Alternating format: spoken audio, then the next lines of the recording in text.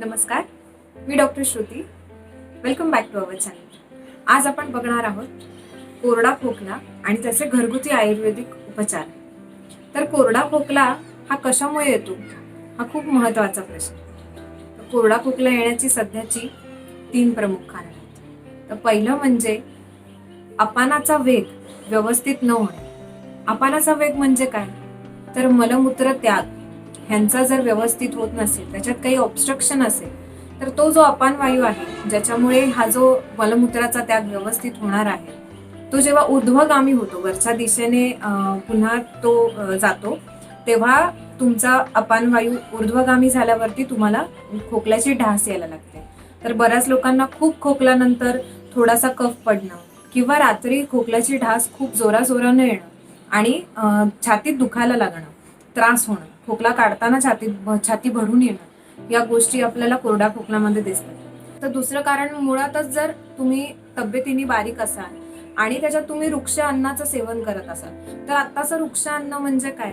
तर तुम्ही सततचे बिस्किट्स खात असाल किंवा कोरडं जेवण खात असाल ज्याच्यामध्ये ओलसर भाज्या नसतील किंवा खूप सारखं सॅलेड्स खातायत, म्हणजे तुम्ही असे रॉ फूड्स जास्त खातात ज्यांच्यामध्ये स्नेह अंश खूप कमी आहे आणि ज्याच्यामध्ये पाण्याचं प्रमाण सुद्धा कमी आहे. तर अशा आहाराच्या सेवनाने, वृक्ष अन्नाच्या सेवनाने, जंक फूड म्हणजे पिझ्झा आहे, बर्गर आहे, ह्यांचं पण सेवन जर तुम्ही जास्त करत असाल तर ह्याच्याने वाताचा प्रकोप होणार आणि वाताचा प्रकोप जर झाला तरी सुद्धा कोरडा खोकला आपल्याला झालेला दिसणार. त्याच सोबत अजून तुम्ही एक्सेसिव्ह वर्क करत आहात पण कम्पॅरेटिव्हली आराम कमी करत आहात, तर अशा ह्याच्यात सुद्धा तुम्हाला कोरडा खोकला होऊ शकतो.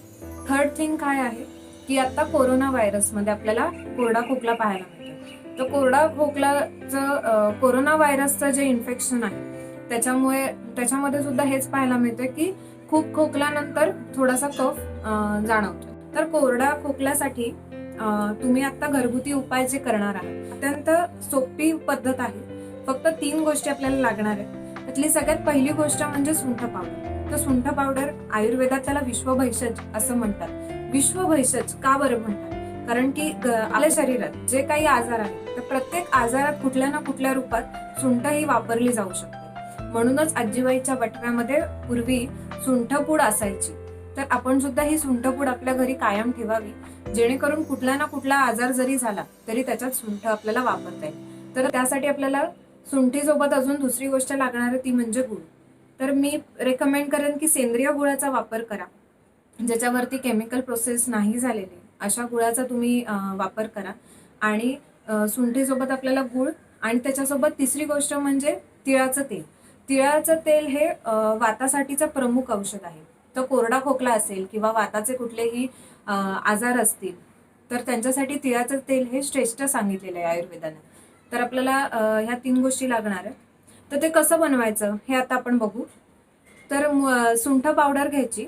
त्याच्यामध्ये साधारण 2 चमचे जर सुंठ पावडर तुम्ही घेतली तर त्याच्यामध्ये 1 चमचा गूळ घाला आणि ते बाइंड होईल इतकं तुम्ही तिळतेलाचा वापर करायचा. तर आता ह्यात सुद्धा मी तुम्हाला सांगते की तिळाचं तेल जर अवेलेबल नसेल, तुम्हाला कुठे मिळत नसेल, घरी नसेल, तर तुम्ही तुमच्या गोडे तेलाचा वापर करू शकता. जे स्वयंपाकात तुम्ही जेवणासाठी जे वापरता ते तेल तुम्ही वापरलं ह्याच्यात तरी सुद्धा चालणार आहे. तर बाइंडिंग साठी आपल्याला तेलाचा वापर इथे करायचा आहे, म्हणजे वाताचा प्रकोप जो आहे तो कमी होईल. तर या पद्धतीच्या वाटाण्याच्या गोळ्या तुम्ही त्याच्या बनवायच्या आणि त्या दिवसातनं 3 वेळा अशा पद्धतीने चघळून खायचं. गोळी घेऊन पाणी न पिता चघळून तुम्ही खा. तर आता चघळून का खायचं ह्याचा पण मी तुम्हाला उपयोग सांगते. जेव्हा आपण अवलेह किंवा चघळून एखादी गोष्ट खात असतो तर ती खूप काळासाठी आपल्या जिभेपासून घशापर्यंत भरपूर काळासाठी ती राहत असते. तर ती जेव्हा राहत असते तर ती या भागावर सगळ्यात जास्ती काम करते. म्हणून औषधं जी असतात, म्हणजे खोकल्याचं औषध असेल किंवा अवलेह जे असतात किंवा घशासाठीच्या आजारांची जी अवलेह असतात ती चाटण स्वरूपामध्ये असतात. कारण की ते जेवढं चिटकून राहील घशाला तितकं ते तिकडच्या भागावरती जास्ती काम करेल. तर म्हणून तुम्ही ही औषधं चघळून खायची. ही अगदी तुम्ही लहान मुलांना सुद्धा देऊ शकता आणि अगदी सोपा उपाय आहे, जो घरच्या घरी सगळ्यांना सहज शक्य आहे, करण्यासारखा आहे. तर तुम्ही हा उपाय नक्की करा आणि मला नक्की सांगा की तुम्हाला ह्याच्याने कोरडा खोकला तुमचा कमी झाला की नाही झाला. थँक्यू.